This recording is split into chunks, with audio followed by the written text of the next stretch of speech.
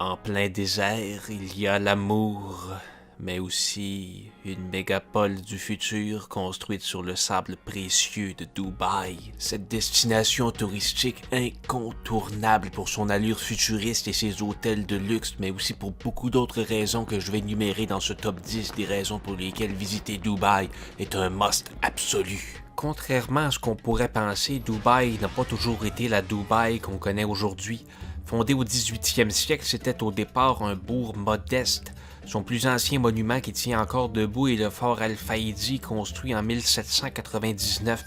Il est possible de visiter ce qui subsiste du vieux Dubaï et c'est intéressant parce que c'est historique, mais si c'était juste de ça, ça vaudrait pas le 1000 pièces du billet d'avion.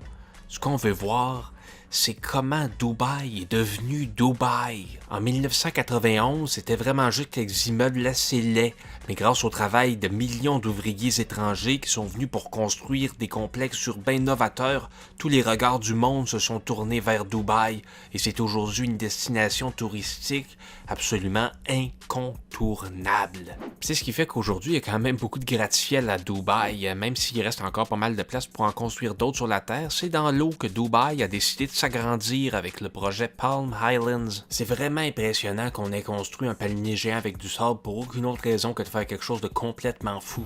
Ça prend du guts. L'excursion à dos de chameau dans le désert reste une des activités phares de Dubaï. Parce que là où il y a de vastes étendues de sable, il y a des chameaux.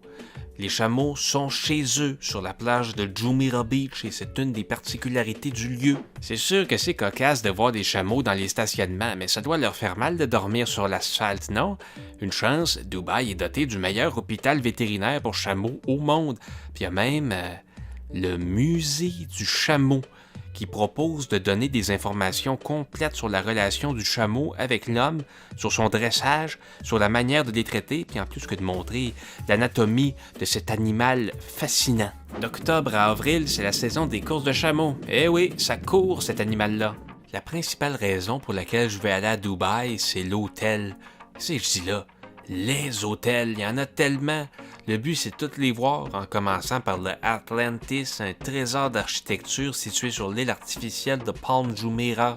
Le Grand Hyatt donne pas sa place non plus si on aime vraiment beaucoup ça, faire de la piscine, puis moi, je pense que moi j'aime ça. Mais j'ai un faible pour le Mud Dubaï, conçu pour être encore plus qu'un simple hôtel, mais carrément un nouveau mode de vie basé sur des connexions sensorielles. Le Jumeirah Beach Hotel, il est pas pire, puis juste en face, c'est le Burj Al Arab qui est l'hôtel le plus emblématique de Dubaï. Le Holiday Inn de Dubaï, ça reste un Holiday Inn. Je préfère aller soit au Cawthorn ou au Fortune Boutique Hotel.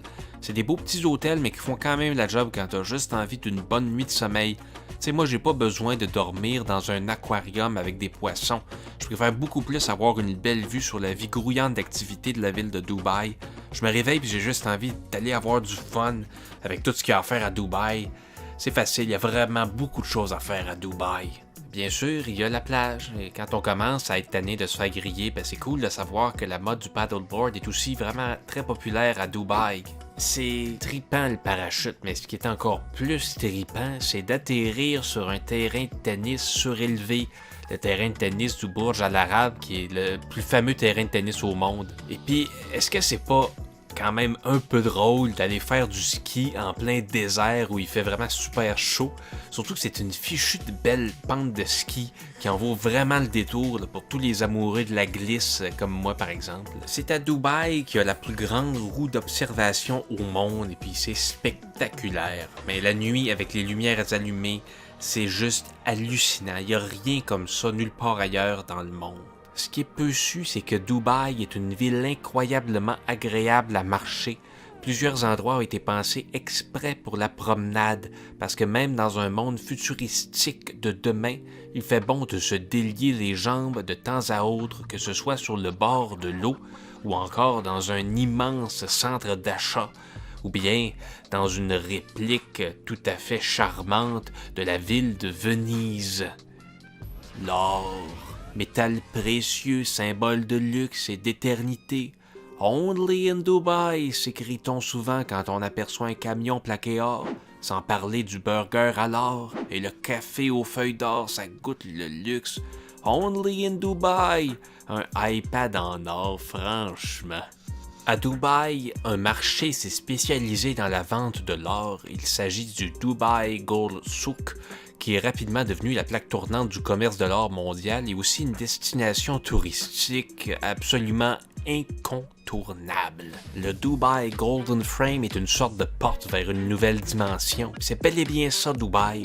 On peut naître vraiment dans un nouvel univers comme on n'en avait jamais connu auparavant. Par certaines journées de grand smog, Dubaï semble être une ville qui flotte sur un nuage, et ce n'est que le début.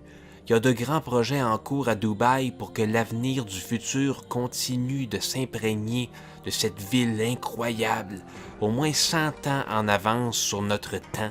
Les extraterrestres qui visiteraient la Terre ne seraient pas trop dépaysés en allant à Dubaï, et moi non plus. Je me sens bien à Dubaï, même si je n'y suis allé qu'en rêve. Parce que justement, c'est une ville rêvée par la folie des grandeurs, une merveille du monde en termes d'architecture, de luxe et de tourisme. Et si Dubaï n'avait été qu'un rêve duquel je me réveille dans le sable brûlant?